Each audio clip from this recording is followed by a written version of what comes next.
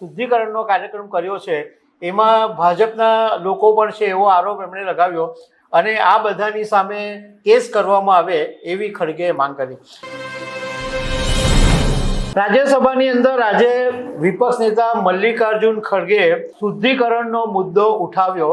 ઉત્તરાખંડમાં એક રેલી પછી કેટલાક લોકોએ એ સ્થળનું શુદ્ધિકરણ કર્યું એ બાબતે રાજ્યસભાની અંદર ભારે હોબાળો મચી ગયો।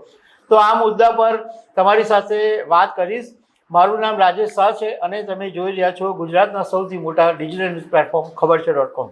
રાજ્યસભાની અંદર આજે મલ્લિકાર્જુન ખડગે બહુ જ ગુસ્સે જોવા મળ્યા અને એમણે મુદ્દો ઉઠાવ્યો કે ઉત્તરાખંડના રામલીલા મેદાનમાં મારા કાર્યક્રમ પછી શુદ્ધિકરણનો કાર્યક્રમ કરવામાં આવ્યો અને એ કાર્યક્રમને કારણે હું બહુ દુઃખી છું અને જેમણે આ શુદ્ધિકરણનો કાર્યક્રમ કર્યો છે એમાં ભાજપના લોકો પણ છે એવો આરોપ એમણે લગાવ્યો અને આ બધાની સામે કેસ કરવામાં આવે એવી ખડગેએ માંગ કરી। હવે આખો મુદ્દો છે શું છે એ હું તમને સમજાવું। તો 8 ઓગસ્ટ 2026ના દિવસે ઉત્તરાખંડના હલ્દાનીની અંદર રામલીલા મેદાન આવેલું છે અને ત્યાં કોંગ્રેસ નેતા મલ્લિકાર્જુન ખડગેની એક સભા યોજાઈ હતી અને એ સભાના 2 દિવસ પછી આ સ્થળે શુદ્ધિકરણ માટે હવન કરવાનો કાર્યક્રમ રાખવામાં આવ્યો અને કોંગ્રેસે એવો આરોપ લગાવ્યો કે આ જે હવનનો કાર્યક્રમ કરવામાં આવ્યો શુદ્ધિકરણ માટે એ શ્રી રામ સેના સાથે જોડાયેલા લોકો દ્વારા આયોજન કરવામાં આવ્યું હતું અને એમાં કેટલાક ભાજપના લોકો પણ જોડાયેલા હતા।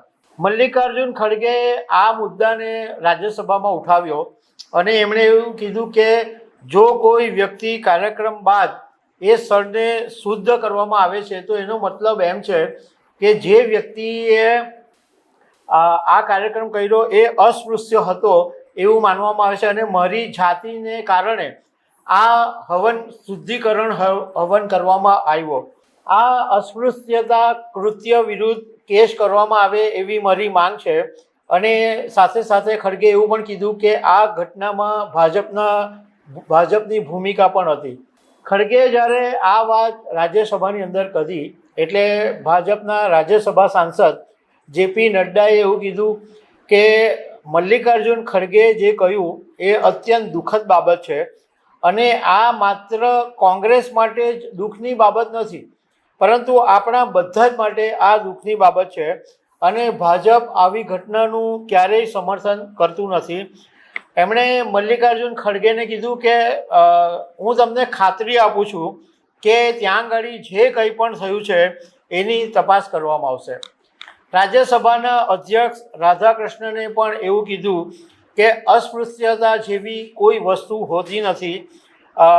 આપણે બધા શુદ્ધ જ છે અને આ એક પાપ છે અને આ જે રામલીલા મેદાન ઉપર જ્યાં બન્યું ઉત્તરાખંડમાં એ ઘટનાની તપાસ થવી જોઈએ અને જવાબદાર લોકોને સજા મળવી જોઈએ એવું રાજ્યસભાના સ્પીકરે કીધું છે। આવી અનેક વાતો સાથે મળતા રહીશું। આભાર।